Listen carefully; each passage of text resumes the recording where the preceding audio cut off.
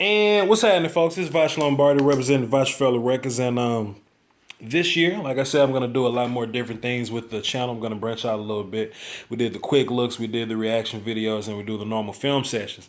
Also, I'm going to be taking requests on different types of videos that you guys want me to do, just to keep my eyes open. And hey, it may be a diamond in the rough here, like a sixth round idea that I could be using that could be helpful for the channel. But what I'm going to do today is I had a couple viewers.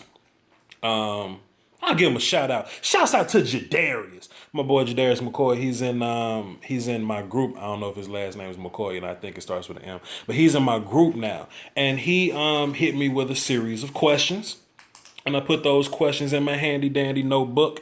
And one of the questions that he asked me was why do teams call out for the mic? Like, why do they care who the mic linebacker is, and what does that mean to the play or whatnot? So I said, okay, I'll take that question, and it sounded like something that a lot of people may be interested in. So today, what I'm going to be teaching you guys is to identify defensive formations, why we identify them, identifying the mic linebacker, and why we identify them, and how pass protection adjusts to formations and Mike linebackers, right? He asked me one question, but I had to go into these different layers of explaining myself, because I just can't explain one thing without explaining the other. Okay, so let's get into it.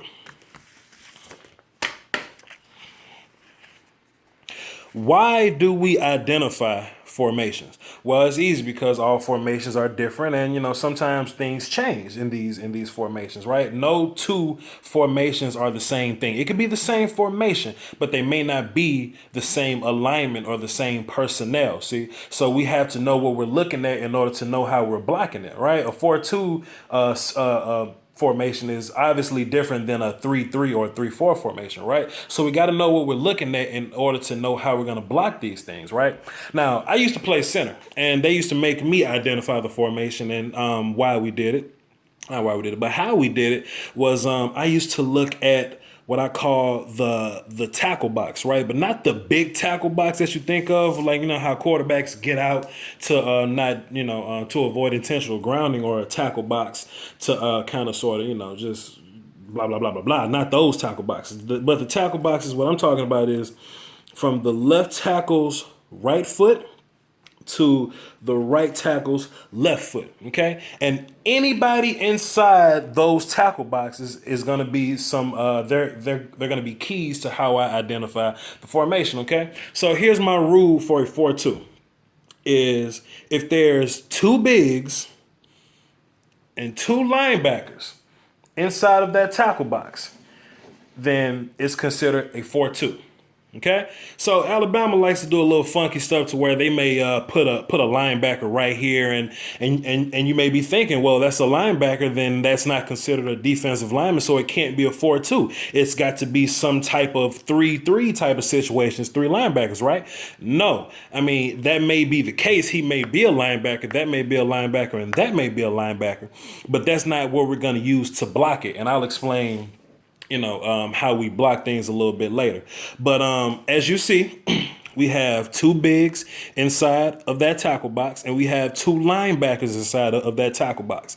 And in my mind, when I get a 2-for-2, let's say, hey, that's a 4-2 formation to me. And later on, I'm going to show you guys how to block it in a passing situation, right? But this is a linebacker, right? And that's a defensive end. So how is it still a 4-2? We're going to use that rule right there, okay? What if, okay? Because I like what ifs. What if this linebacker leaves the formation? Would it still be a 4-2? Nope. It'll be a 4-3. Or what some teams will call a slide formation, right? Now, 4-3 is a very popular look. A lot of guys are going, hey, that's 4 down linemen and 3 linebackers. Sure, if you want to call it that. But in the mind of a center and a quarterback, okay, this is what we're looking for. Going back to our tackle box, right? Left tackle's right foot, right tackle's left foot. We're going to have two bigs and one linebacker, okay? And that's going to make it a slide or a 4-3. Like I said, later on, I'm going to show you why. So you're probably asking, okay, what if this linebacker cheats over a little bit. Well, he's now inside the tackle box. That means we need to find a different way to account for him. That means it turns into a 4-2 scheme. You see what I'm saying? That's why we use 4-2. A lot of people don't identify 4-2 as a formation, but you have to, because the blocking schemes are so different. Like I said, I'm going to show you later. This guy cheats over, it's a 4-2, but he's still there. So we're going to call this a 4-3 slide look, okay? Now, what if this linebacker walks down there and this linebacker walks down here and we give you that look here, okay? If you stick to your rules, 2 bigs on the inside, 1 linebacker on the inside, it is still a 4-3 look. Understand? That's how we identify it. Now let's take a look. Things change up when the front changes up, right? With a 4-3 and a 4-2, we call these even fronts. Why? 1, 2, 3, 4. It's an even front. 1, 2, 3, 4. Even. Things change when it comes to odd fronts because there's less defensive linemen and there's more linebackers, right? I'm going to explain to you a little bit better later on when we get into the pass blocking rules, right? The rule for 3-4, if there's 1 big in the tackle box and there are 2 backers in the tackle box, sometimes we call those guys 20 backers, okay? Now, what happens, let's see here. What if this guy walks up in that gap right there? What if that linebacker walks up in that gap like he is right here? What do you call that? It's still a 3-4 because even though he moved up, he's still considered a linebacker. Right? Because this is what's probably going to happen anyway. You got to have what they call gap integrity, right? You always hear this term about 2 gap players. If this linebacker is in this gap, I'm willing to bet you any amount of money that this nose is going to go that gap. You see what I'm saying? So we still have to account for this guy. No matter how much he moves, we still got to account for him. That's the rules of a 4-3. You're probably saying, what if this linebacker here? What if he drops all the way back and plays coverage deep? And that's the formation. What if one play go back? What if one play he's down here, but the next play he's back there? Same number. What if number 7 is down here now, but number 7 is back there later?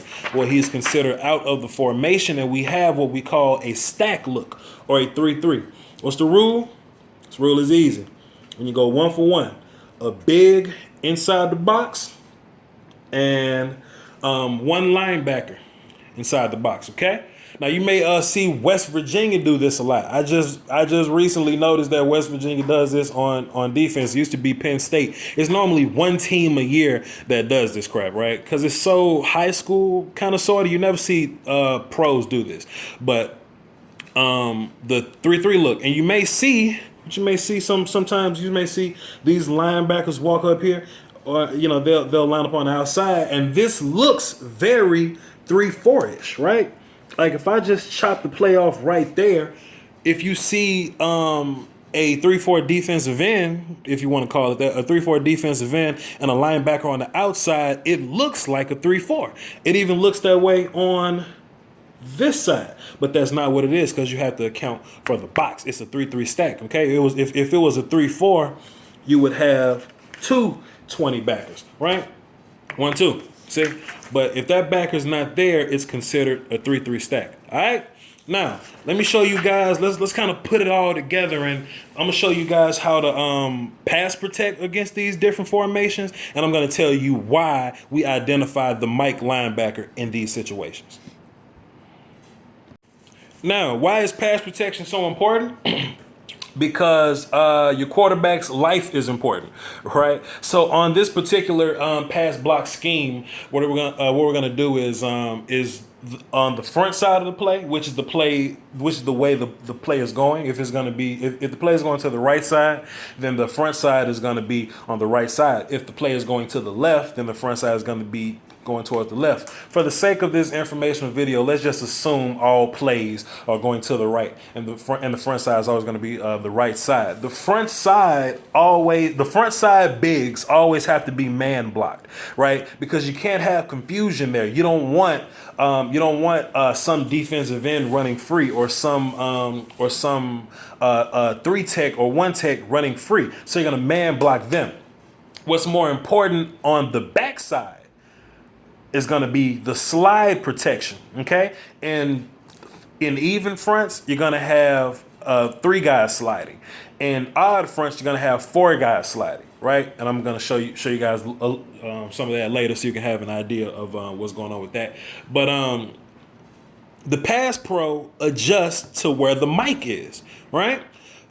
The reason why we call for the mic is that's the center telling the rest of the offensive line, we're not going to block this guy.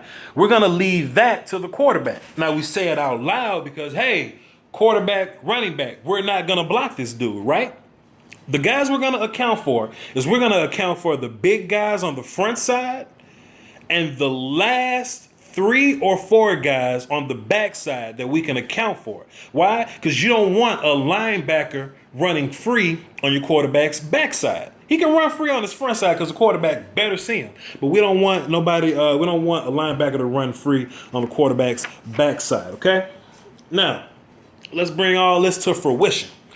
Like I said in my explanation, you want your front side guys on even fronts to block the bigs. Okay. Now this is a 4-2 look. Why? Because we got 2 bigs in between the tackle box and we have 2 linebackers. All right. So we've identified both of these fronts as 4-2s. Well, let me draw my linebackers here.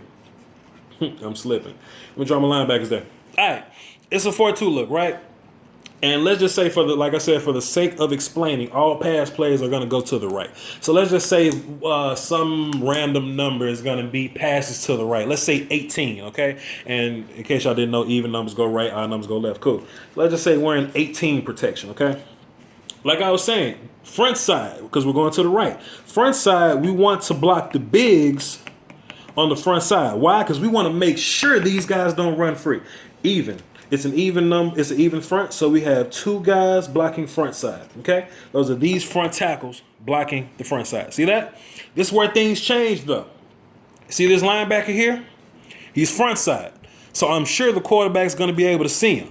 The quarterback's not going to be able to see guys back here. You see? So we want to account for the guys that the quarterback can't see because they're on the left and the quarterback's throwing to the right. That's why this is so important. Okay, this is how we're going to do it. We got 1, 2, and 3. See that? My tackles. My tackle is 1. My guard is 2. My center is 3. Now we're going to count backwards, okay? 1, 2, 3. See that? End is 1. This linebacker here is 2. This nose is 3. And what's going to happen is, I said the word earlier, I said slide. This tackle is going to slide and block that defensive end. This guard is going to slide.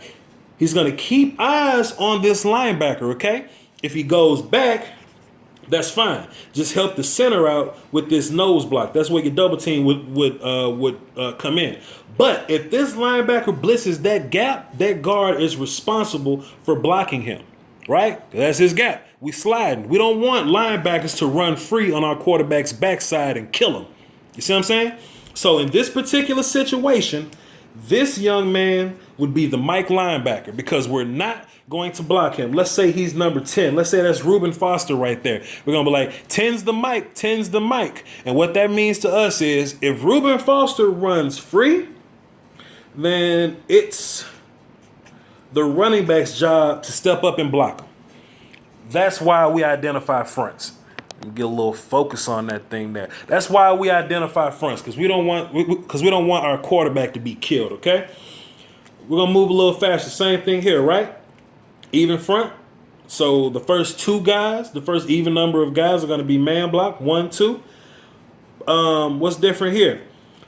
Alabama does this little funky thing to where they may have a Tim Williams out here standing up. Okay. We're going to count him as a defensive end. Why? Because we called a 4-3. Because we called a 4-2 before the play digested. So we're counting him as a defensive end.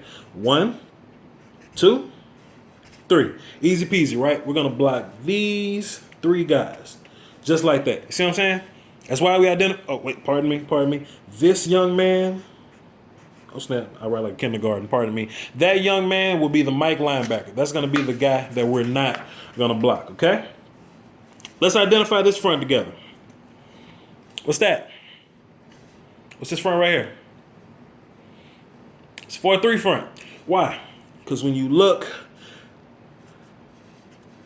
at the tackle box, Okay? 2 bigs, 1 linebacker there. Now this in particular, like I said, is that crap that Alabama does. They put Jonathan Allen right here, to where he's kind of a defensive end, but he's kind of still a 3 tech, but he lines up real close to that tackle, and they'll put a linebacker right there to kind of give you that 3-4 look. But this is definitely a 4-3 because you got a big in there. That means we could treat him like a defensive end now. The fact that this tackle is inside of our tackle box, we can treat this linebacker here, this walk-up, this Tim Williams guy, we can treat him as a defensive end. Now, how do we block this? Okay, it's an even front. 1, 2, 3, 4 guys, even number. So the first even guys are going to man block. Okay, we're gonna man block there, man block there. You're gonna man block there. He's gonna man block there. Okay. Now let's talk about the slide protection, because this is where stuff gets a little funky for a lot of people. Okay. Watch this.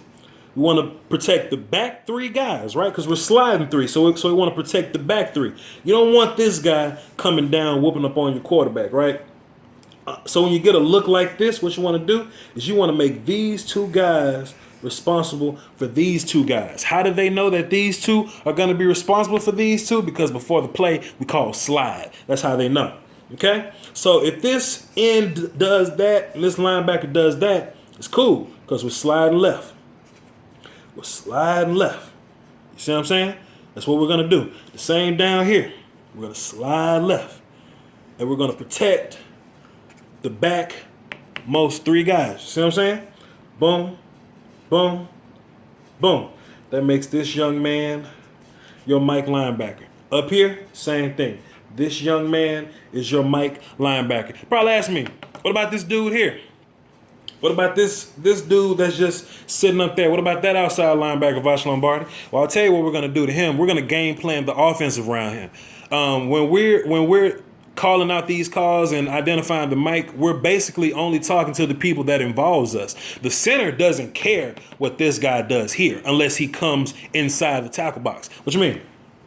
This guy does this? It doesn't matter, right? Why? Because he's man blocked on him.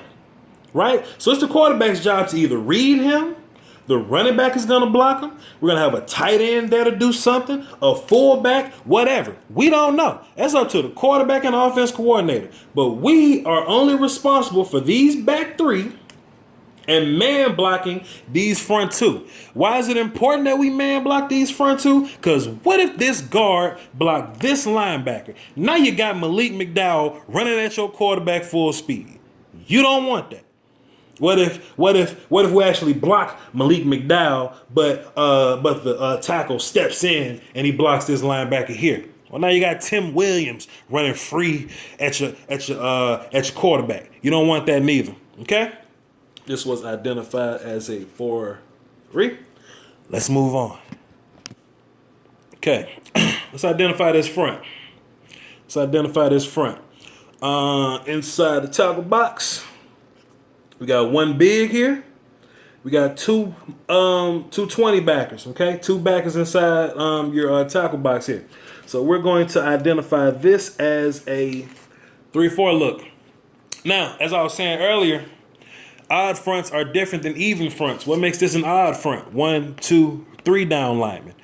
1, 2, 3 down linemen. Even when we get to the stack looks, it's going to be 1, 2, 3 down linemen, right? So if it's going to be less defensive linemen that we have to man block, it's going to be less offensive linemen that we have left to man block. That means we're going to slide more people. Let me explain. 3-4, odd front. This one guy is going to be man blocking, right? We want to make sure that we put a block on this defensive end right here, on this 3-4 defensive end. We want to make sure that we put a man block on him. We don't want him running free, right?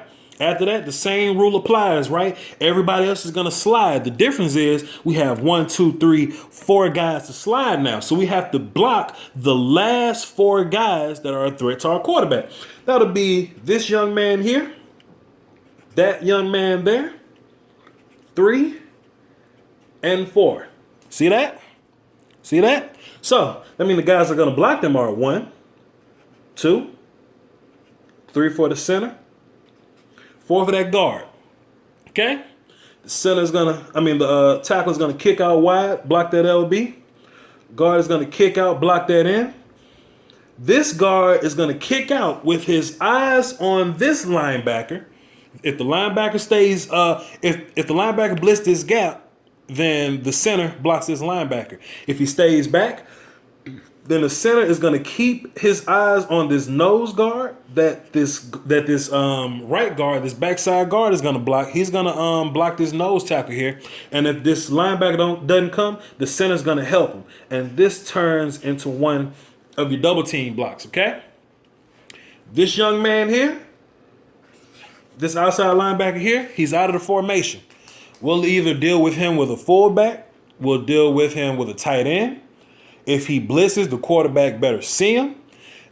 We can put a wide receiver here and run a slant away from him and force this linebacker to cover that wide receiver.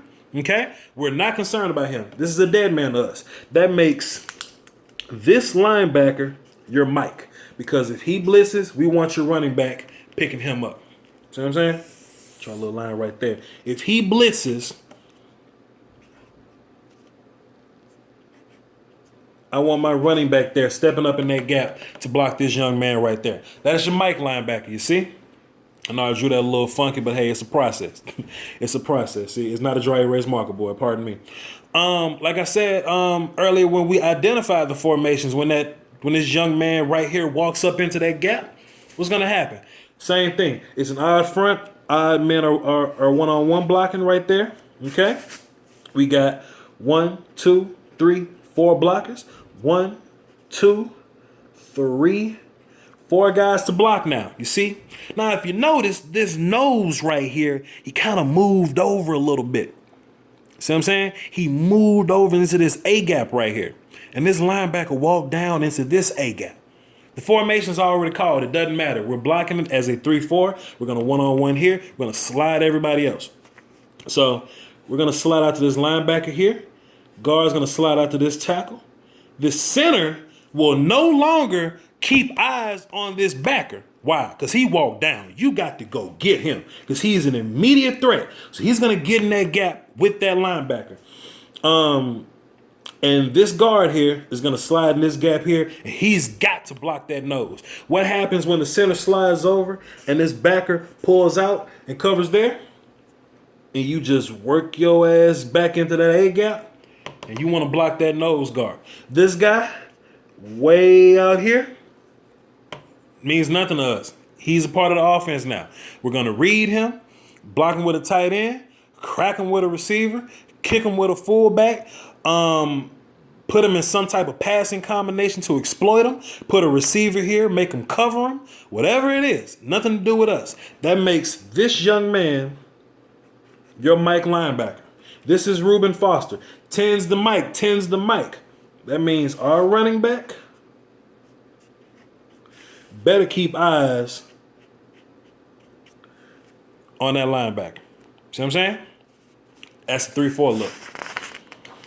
And last but not least, y'all see my granite countertop. I'm very proud of my granite countertop. Last but not least, we got a 3-3 or a stack front. How we know? 1 for 1. Nose, linebacker, 1 for 1. Okay? Odd fronts. What are we going to do? One man is going to man up. Right there. That's what we're going to do. Everybody else, stack doesn't sound like 3-4. So when we holler 3-4, we have a particular set of rules. When we call stack, we have a particular set of rules. This is where stuff gets funky and I need you to keep up with me. Okay? Where we at? We still got 4 guys sliding though, right? 1, 2, 3, 4. These are the back 4 guys. But stacks are built differently than 3-4s are. There's only one linebacker in that box. See? Wait a minute. Shit, I messed that up. Whatever. Let's come down here. Time out. These 2 guys are responsible for these 2 guys. And these 2 guys, I know that's kind of sloppy, but can y'all still see that? Okay, that's not too bad. This tackle and this guard are responsible for this end, well, this 3 4 in, whatever tackle. This guy and this linebacker. And these two guys, the center and the right guard, are responsible for the nose and the middle, right? Because how 3-3s work. Let's do this. How 3-3s work. Defenses must have gap integrity.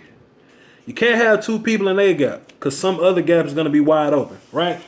If you get a nose coming here, that Mike has got to account for there. If you get a tackle coming out here, this backer got to come out here. This tackle goes out wide, that backer has to be accountable for that gap, you see? So that's why we work in pairs. When they call stack, when my center calls, it's a stack, 3-3 stack, that means these linemen are aware that, okay, we're going 2 for 2 now, okay? So, like I said earlier, no matter what happens here, we must be patient and we must watch these slants develop. This tackle go inside, this guard gets this tackle. The tackle goes outside, the tackle gets this tackle. The guard keeps his eyes on the linebacker, right? Easy peasy. With that being said, this is kind of funny, but now he is your Mike linebacker. He may not be Reuben Foster. Reuben Foster may be right here. You see? But how we're going to block this is this guy is now your Mike linebacker. Why? Because we're accounting for him, but we're not going to block him. If I'm the center, I'm letting you know, hey, let's say 55. If I'm the center, I'm saying, hey, 55 is the Mike. Quarterback can say 10 is the Mike all he wants to, but if I'm the center and I say, hey, 55 is the Mike, that means I'm considering him a threat. But I'm also letting you know, we're not going to block him. I'm letting you know, we're blocking 10. We're blocking 94. But we ain't blocking 55. So if I'm the quarterback and the running back and they say, hey, Mike's number 55, we're not blocking him. They're going, all right, we better block 55 then. You see what I'm saying? That's how that works. Down here. Same deal there. Same deal there. He walked down this time. This young man is your Mike linebacker. See? You're probably thinking, Voch Lombardi, wouldn't it just be easier for this tackle to just go out and block this linebacker right here? Nah, because who's going to block this guy? Well, can the guard block that guy? Nah, because who's going to block the nose? The center can block the nose. Well, damn it, who's going to block him? You see what I'm saying? It's this domino effect to where if we just call one thing, it makes it easier for everybody and we just adjust from there. It's just one big domino effect of what happens. Hey, we're not blocking 55, he's a threat. Look out for him. All right? That's why you identify formations. That's why you identify fronts. And that is how formations change and mics and all that type of stuff. I hope you guys learned something today. I really enjoy doing things like this. If you have a suggestion on other football things you want to know, leave it in the comments, like and subscribe. Join Lombardi's Draft Talk on Facebook and be cool.